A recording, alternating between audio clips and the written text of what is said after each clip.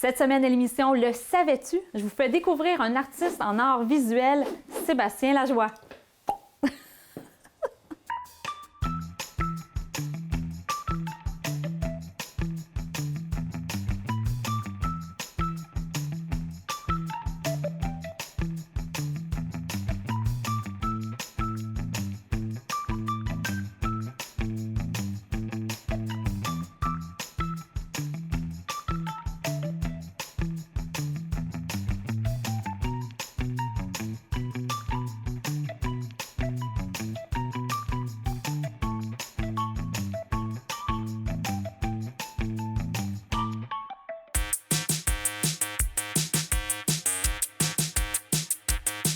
Alors, je suis en compagnie de Sébastien Lajoie, artiste en art visuel. Bonjour Sébastien. Salut. Ça va bien?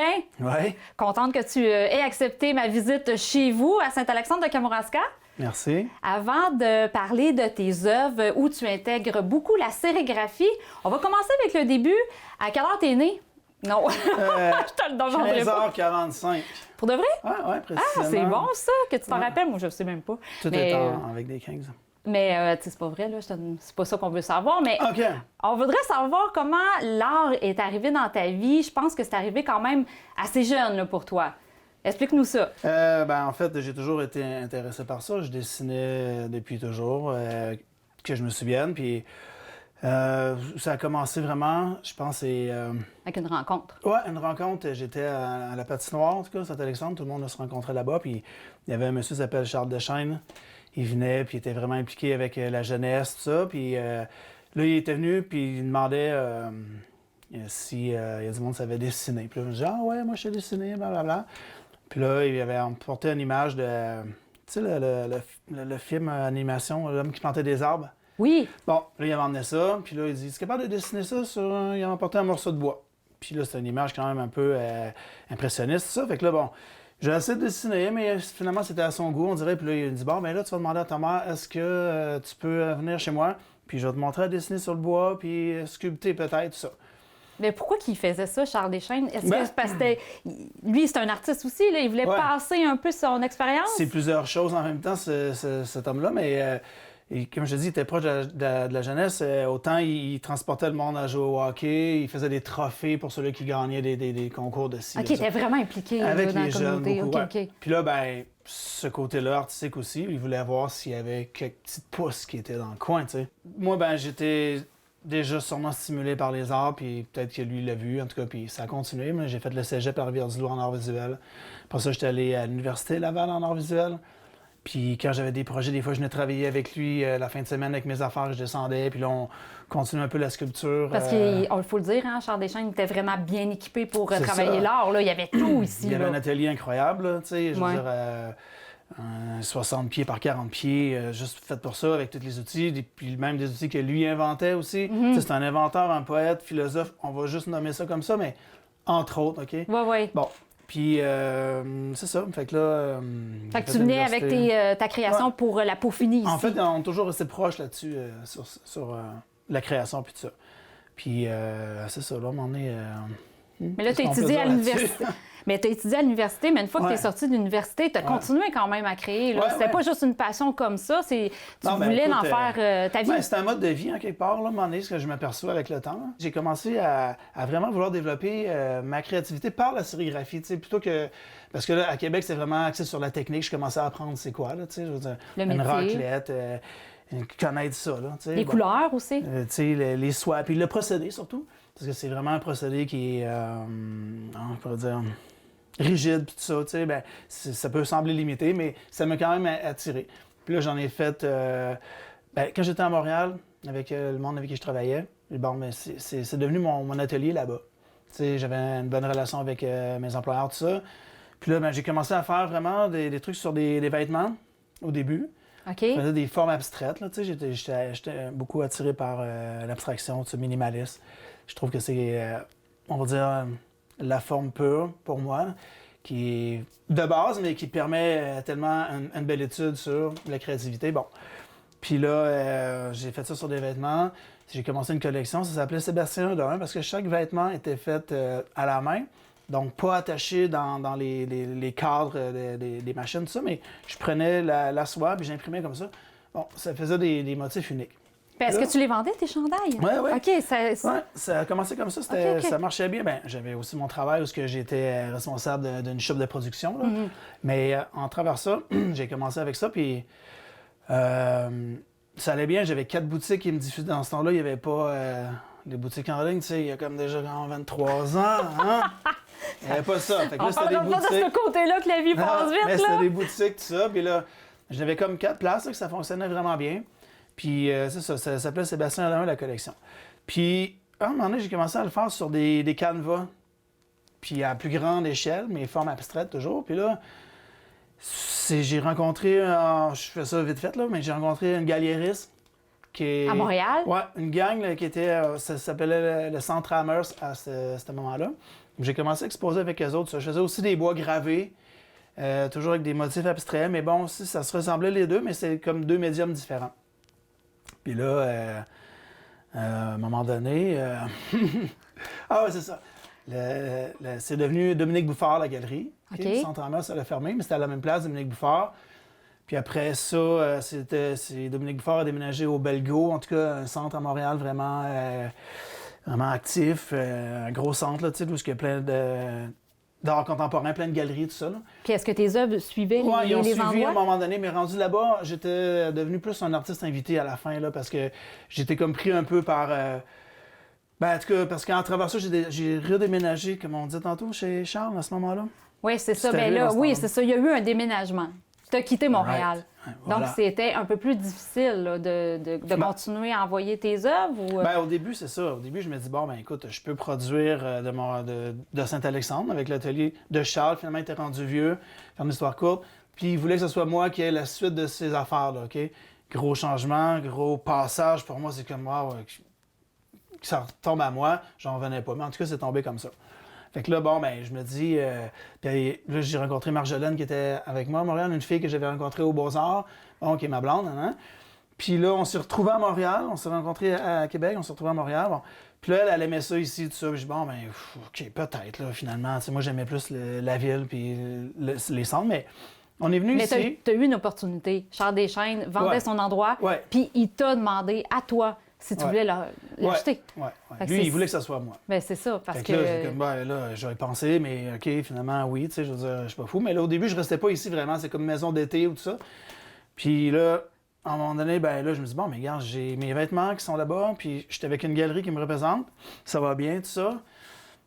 Je vais venir ici à Saint-Alexandre voir, tu sais, un bout de temps. Et Marjolaine, elle restait quand même, elle faisait les jeux vidéo à Montréal, elle restait là-bas. Bon, on va voir qu'est-ce qui se passe. Puis là, ça a commencé, à ce moment-là, on a démarré Orange 21. Bien, juste avant là, de nous parler justement de cette entreprise-là, Orange 21, on va faire une courte pause, Sébastien, si tu me le permets, puis on va revenir tout de suite après la pause. La petite histoire de la sérigraphie. La sérigraphie est une technique d'imprimerie qui utilise des pochoirs, à l'origine des écrans de soie, interposés entre l'encre et le support. Les supports utilisés peuvent être très variés. La sérigraphie fut créée par les Chinois durant la dynastie Song, 960 à 1279, et se répandit dans les pays voisins. La forte émigration chinoise vers les États-Unis au 19e siècle, marquant l'entrée de la sérigraphie dans l'ère moderne et favorisa son éclosion outre-Atlantique. L'engouement fut immédiat et la technique se modernisa sous l'impulsion d'une industrie américaine très performante. Le racloir supplanta le rouleau pour l'application de l'encre et le nylon fit oublier la soie en guise d'écran. À la fin des années 1970, la sérigraphie demeure très présente dans de nombreuses productions et les sérigraphies sont partout autour de nous. Les panneaux signalétiques, les autocollants, les CD, les affiches de concerts, les vêtements et les matériels industriels, entre autres, arborent des réalisations et des motifs sérigraphiques. Cette technique peut être mise en œuvre sur papier, textile, circuit imprimé, verre, céramique, bois et métal et tout autre support ou volume à plat.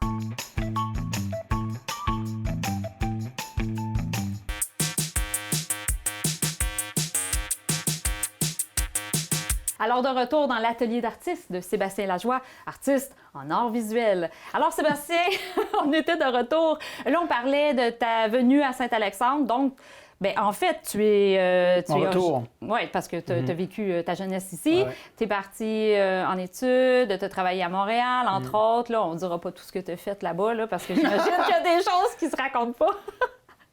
Et on les connaît, les artistes. Mais là, c'est ça, tu es revenu parce que tu as eu la possibilité d'acheter la maison de Charles Deschênes. Puis il faut quand même le dire, tu as eu la chance quand même d'avoir toutes ces créations. Il t'a tout laissé. Ouais, c'était un leg. Écoute, j'étais un fils spirituel pour lui, puis lui, c'était un père spirituel pour moi, puis c'était ça qui était dans sa tête. Fait que Ben oui. moi, je ne savais pas tout ça, mais il y a bien des pièces que j'ai travaillées dessus quand j'étais jeune, que là, maintenant, ils me servent.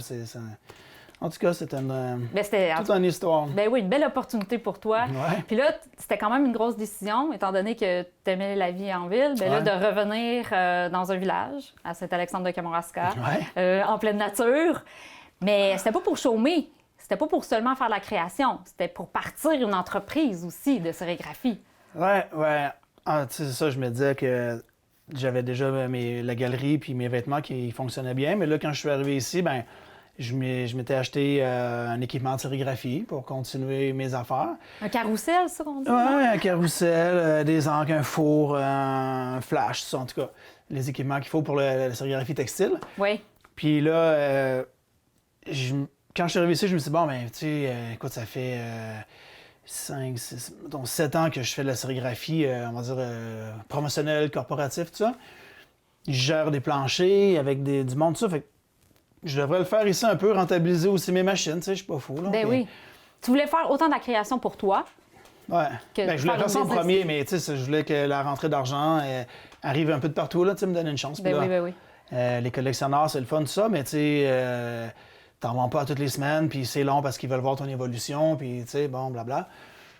Fait que là, j'ai commencé ça, puis ça a eu un très bon succès. Trop même, peut-être? Ben, Non? c'est ça, à un moment donné, c'est devenu trop, là, tu sais, j'ai été pris un peu là-dedans aussi, là. Mais bon, écoute, c'est normal, on avance, puis on évolue, puis on apprend, tout ça, là, mais c'est ça, là, à un moment donné, ben, au début, je faisais de la vente, tout ça, mais à un moment donné, moi, ce que je voulais, c'était vraiment faire de la production, fait que j'ai réussi à rentrer dans connaître des marchands, puis rentrer dans un réseau, puis, tu sais, développer ce réseau-là aussi. Ça s'est bien passé, tu sais, vraiment. Puis là, ben, à un moment donné, c'est commencé avec les employés, puis, tu sais, C'est devenu former de du plus en monde. plus gros, quand Ouais, même, c'est ça, hein. tu sais, c'est devenu assez gros. À un moment donné, on était 13 employés pour faire ça, là, tu vois. À un moment donné, la broderie était là-dedans, puis tout ça. Puis C'est vrai. là, tu sais, c'est là que j'ai commencé un peu, je trouve, à me perdre, mais à un moment donné, bon, on va dire la pas du gain, mais, tu sais, la vie, c'est ça aussi, c'est que là, tu veux améliorer ton sort, tout ça. Mais là, j'ai commencé à délaisser quelques affaires. Ça, c'est Orange 21, mais Orange 21, je pourrais jamais je vais cracher là-dessus, parce que ça fait partie de moi, puis c'est lui qui me permet d'acheter mes toiles en quantité, Oui. mes encres. J'ai besoin d'un outil, mais tu sais, c'est tout ça qui me permet ça. Donc ça vaut de l'or. Mais c'est de le doser comme il faut, puis pas trop me perdre là-dedans. Mais là, je pense que je commence à trouver Ton équilibre. quelque chose qui a de l'allure, ouais. Mais tu as quand même fait une exposition il y a quelques années au cégep à Rivière-du-Loup. Tu as une Ouais, exposition ouais. de t-shirts. C'était C'est une ça. collection de yeux qui était très originale, là, Ouais, cette collection-là, cette Ouais. exposition-là. Puis en plus, on pouvait en acheter des chandails après. Ouais, il on faut. pouvait. Mais oui, mais on portait tes créations. On porte les œuvres d'art sur Ouais. nous. C'est intéressant. Ouais, c'est ça l'idée un peu. Mais là, ça faisait longtemps. Puis là, j'avais des personnes que je connaissais, entre autres Yuri Blanchette, qui m'a vraiment aidé dans cette affaire-là. Que là, genre, j'aimerais ça faire une exposition. J'avais une idée de ça. Puis là, la salle qui est en Blanchette, une vraie belle place, belle vitrine, dans le cégep, tout ça. Puis vu que j'avais déjà été au cégep, c'est comme une opportunité pour montrer aussi aux élèves, hein, regarde, il peut y avoir une suite à ça, si tu Ben vas oui. en art visuel. Une tu ancienne sais. étudiante qui. C'est pas obligé de sortir nécessairement en mendiant, tu sais, de ça, mais bon. Ouais. Donc là, on a fait ça là-bas. Puis c'était ça l'idée, ouais, de faire des vêtements. C'était comme un clin d'œil au fait que, ben, un clin d'œil, c'est un jeu de mots parce que c'est vraiment tous des yeux sur chacun des chandails pour dire. L'exposition s'appelait M'as-tu vu? Puis c'était pour montrer un peu, genre, le rapport avec la mode, puis quand t'es tout clinquant, tout ça. Mais là, c'est comme si c'est le vêtement qui, lui, te regardait. Puis c'est un jeu, en fin de compte. La création, c'est un jeu. L'art, c'est de l'artifice. Donc, tout ça en même temps, c'était comme, bon, on va faire un genre de salle pleine. On se fait regarder nous-mêmes par les vêtements. Puis Ah, c'était vraiment intéressant. OK. Puis après cette exposition-là, ben, tu as continué à créer. Autant. J'ai jamais arrêté. Ben non, c'est ça, tu n'as jamais arrêté. Jamais. C'est sûr. Là. J'ai arrêté la diffusion à un moment donné, là, parce que, encore une fois, c'est la recherche qui m'intéresse, mais là, il faut que je me sorte de là un peu. Es-tu toujours dans ta recherche? Toujours?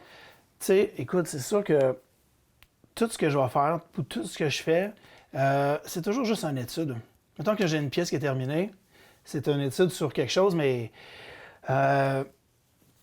c'est comme pour moi des notes que j'ai prises, mais j'ai mis là, puis à un moment donné, ça a une fin, parce que là, tu arrêtes d'écrire ou tu arrêtes de produire.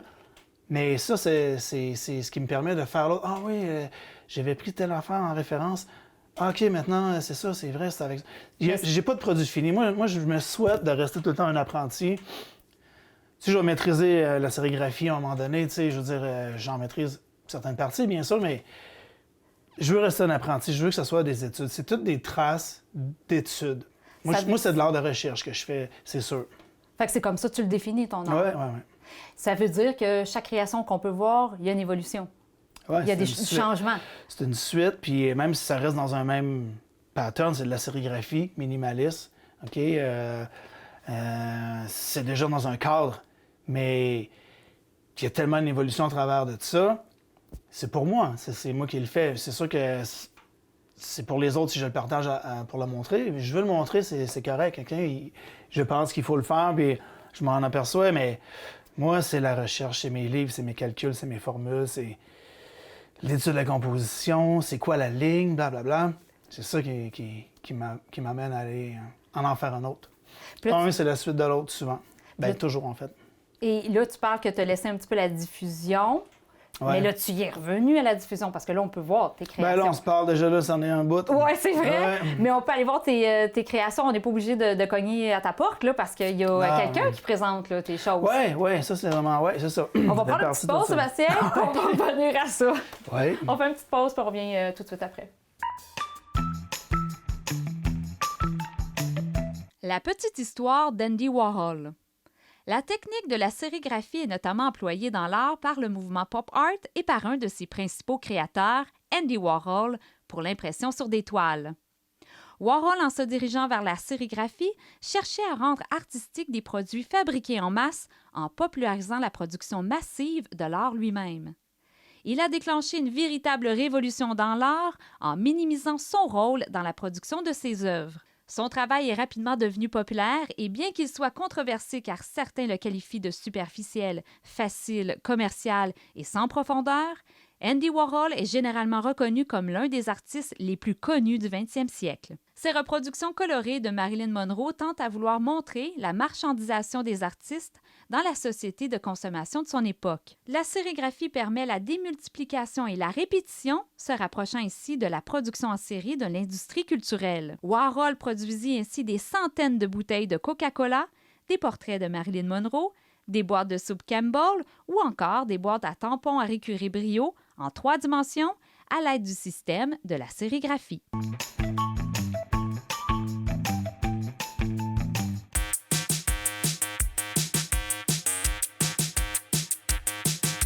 Alors, nous sommes de retour avec Sébastien Lajoie, artiste en art visuel. Sébastien, on parlait d'un endroit qu'on pouvait aller contempler tes œuvres. C'est à Saint-Jean-Port-Joli. Contemplons. Ben oui, Contemplons, à Saint-Jean-Port-Joli, Ouais. au Vivoire. Ouais. C'est nouveau, ça? C'est nouveau. Pour moi, l'endroit, c'est quand même assez récent aussi. Ça a ouvert le 22 juin l'année passée, Oui. en 2019. Puis c'est ça, à un moment donné, j'avais entendu parler de ça par une artiste céramiste qui est Judith Dubord. Parlait de ça, on s'est rencontrés à une occasion. Puis là, il y avait l'ouverture. Puis là, je suis allé voir. Puis quand je suis rentré, vraiment, la place, c'était merveilleux. Je capotais. Puis là, j'ai dit, hey, j'ai une place pour là, c'est sûr. Parce que moi, je fais la sculpture sur bois. Je suis à Saint-Jean-Port-Joli. Je veux dire, en tout cas, je pense qu'il y a quelque chose, OK? Mais je le sentais que, waouh, il y avait une place. Puis là, ben, à un moment donné, j'ai fait des démarches pour présenter mes affaires là-bas. Ça a été accepté. Puis depuis ce temps-là, on va dire depuis janvier, là, vraiment. Ça recommençait ça fin janvier. Bon. Puis là, je suis là-bas, je fais partie de l'équipe, je suis vraiment content. Mais je pense qu'on trippait pas mal sur ce que tu faisais aussi. Ben, J'imagine qu'ils trippent sur toute leur c'est ça. qui C'est ça, prennent. c'est ça. Je pense qu'ils sont vraiment enthousiastes. Puis je trouve qu'ils ont vraiment tellement une belle vision. C'est boutique, c'est aussi galerie, puis surtout Vivoire, en fait, que c'est l'atelier en bas. T'sais. Quand je suis rentré par la porte en bas, tu as tous les artistes qui sont là, qui travaillent, tu peux les voir dans leur Vivoire, c'est un peu ça l'idée. Puis Le là, concept, oui. ça me faisait penser à quand j'étais à l'université, puis toute la possibilité d'échange entre artistes, puis tout ça, c'est comme, wow, quel lieu incroyable. Puis en haut, tu as la boutique de ces artistes-là, artistes, artisans, en tout cas, OK? Ces gens-là. Et d'autres aussi. Moi, je suis pas là-bas, là, je suis pas résident là-bas, mais j'ai des œuvres qui sont là-bas aussi maintenant. Puis ça, c'est un beau lieu, puis je suis vraiment content qu'ils m'aient pris dans leur équipe, c'est certain.